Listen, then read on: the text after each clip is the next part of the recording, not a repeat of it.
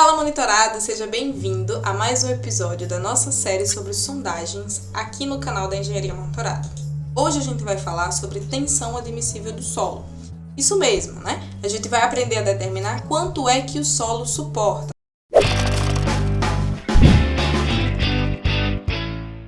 Primeiramente, é fundamental que a gente entenda que tensão admissível é diferente de carga admissível. A tensão admissível é o parâmetro utilizado no dimensionamento de fundações do tipo estacas, blocos e tubulões. Isso mesmo o tubulão sendo uma fundação profunda, o que a gente utiliza para fazer o dimensionamento dele é a tensão admissível e não a carga admissível. A carga admissível é utilizada no dimensionamento de fundações do tipo estacas. Mas antes da gente se aprofundar, eu gostaria de pedir a você que curta esse vídeo, compartilhe esse vídeo com um amigo seu e continue apoiando o nosso trabalho, tá? E qualquer dúvida que você tenha relacionado a esse assunto, a esse vídeo, você pode deixar nos comentários. Nós iremos responder assim que for possível, beleza? Mas e aí, o que é a tensão admissível? Então, a tensão admissível, ela nada mais é do que a relação entre a minha carga máxima e o meu fator de segurança. Eu não posso levar o meu solo à sua pior situação. Eu não posso levar o meu solo a romper. Então, eu não posso aplicar nele um valor de carga tão alto em que a tensão que vai chegar nele faça com que ele rompa ou sofra grandes valores de recalque.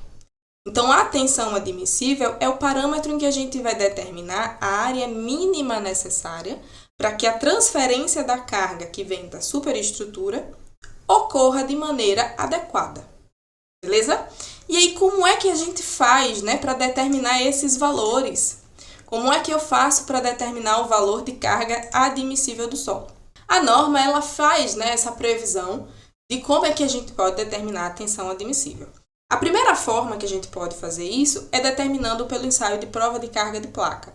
Isso mesmo, eu vou pegar uma carga, vou aplicar no solo a partir de uma determinada área, Normalmente é uma placa de 80 centímetros de diâmetro e vou verificar qual é a carga máxima que esse solo vai suportar, tá? A segunda forma é um método teórico. São métodos que já são conceituados, já são aceitos na nossa revisão bibliográfica, já são métodos que vão utilizar dados de laboratório do solo em que está sendo analisado. Já o método semi-empírico, que é o método normalmente utilizado, ele vai trazer aí a correlação entre o resultado de ensaios em campo com a minha tipologia de solo, Então, é uma equação que passou aí por um processo longo, um processo estatístico, um processo de levantamento de dados, correlacionando sempre ensaios de campo com valores com tipologia do solo. Então, a gente tem aí a correlação com SPT, CPT, que são ensaios comumente usados.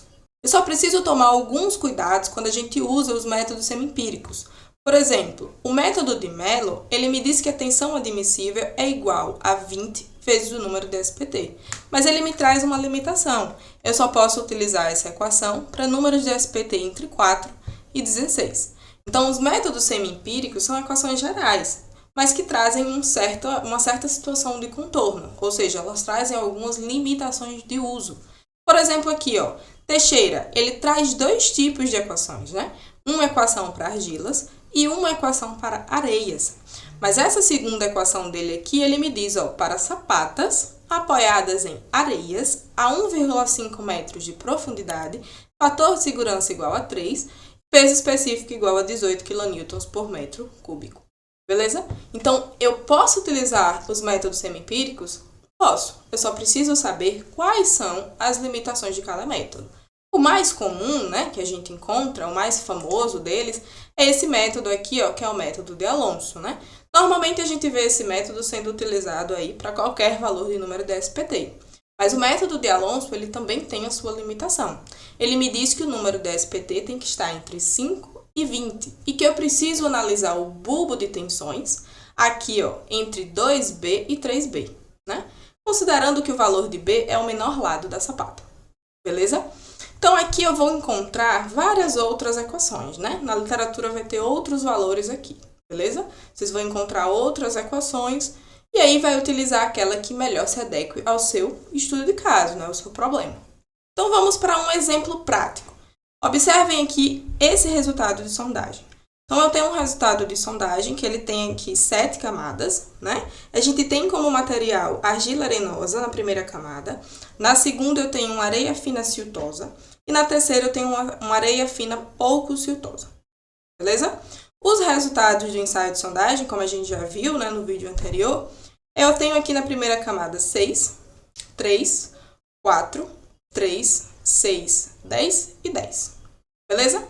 Se a gente fosse analisar pelos métodos que a gente acabou de ver, eu poderia usar 2, né? Tanto de Teixeira quanto de Alonso.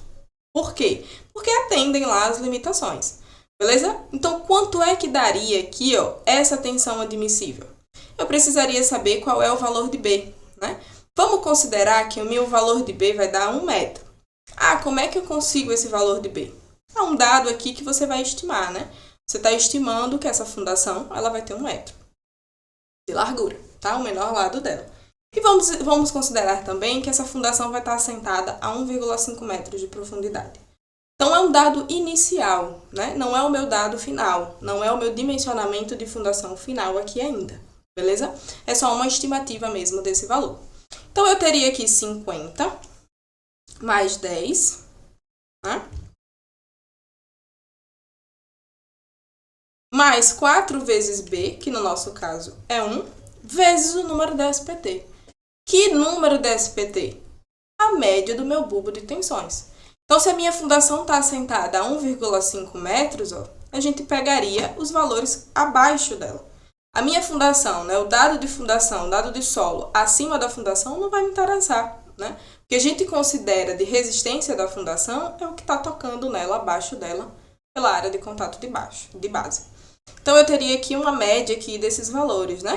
Considerando uma profundidade mais alta de bulbo de tensões, a gente teria 3 metros para analisar. Então, eu ficaria com a média aqui, ó, de 4 mais 3 mais 6, dividido por 3, né? Meu resultado deu 110,66 kPa, ok? Então, eu teria aqui uma tensão admissível, para a minha primeira situação, de 110 kPa. E para a segunda, ó, ele fala a mesma coisa, né? Se a minha fundação estiver assentada aqui em 1,5, ele vai me pedir para analisar 3 vezes a base, né? Vamos fazer aqui o desenho da sapata, ó. A sapata está assentada aqui em 1,5, beleza? Se eu quero analisar o bulbo, eu tenho que analisar o que está aqui embaixo. Se o B é igual a 1 metro, então eu precisaria desses 3 valores aqui embaixo, beleza? Então, 4 mais 6 mais 3, dividido por 3, vai dar 4,33, né? O número da SPT é um número inteiro. 4 dividido por 0,05. 80.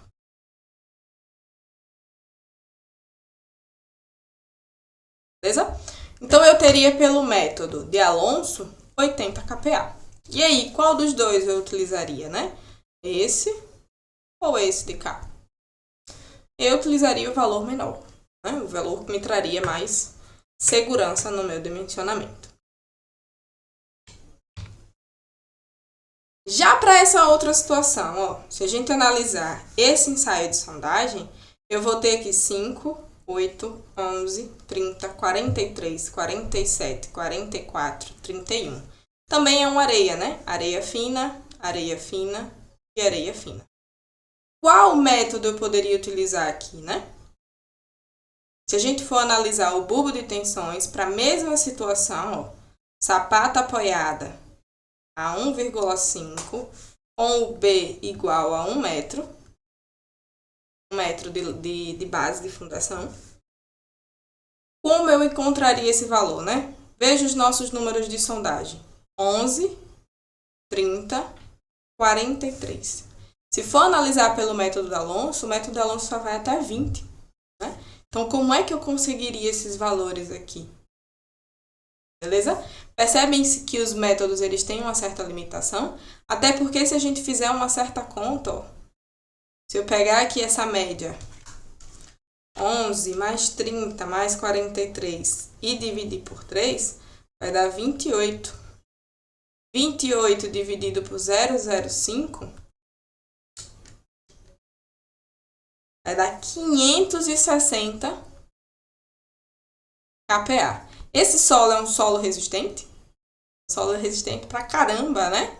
Imagina só, isso aqui é o desejo de todo engenheiro projetista de fundação, né? Encontrar sempre solos que me dê aí 560 kPa. Então, o limite do método é justamente porque se eu pegar aqui o máximo dele, 20, ó, e dividir por 0,05, vai dar 400 kPa, né?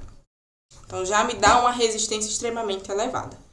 Beleza? Então, eu utilizaria esse valor máximo aqui do método. Não usaria os 28, né? Pior 43 ou pior 30. Né? Vai sempre ali pela questão da segurança.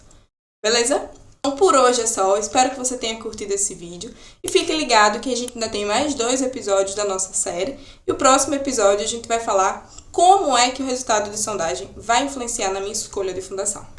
Então, eu aguardo você no próximo vídeo.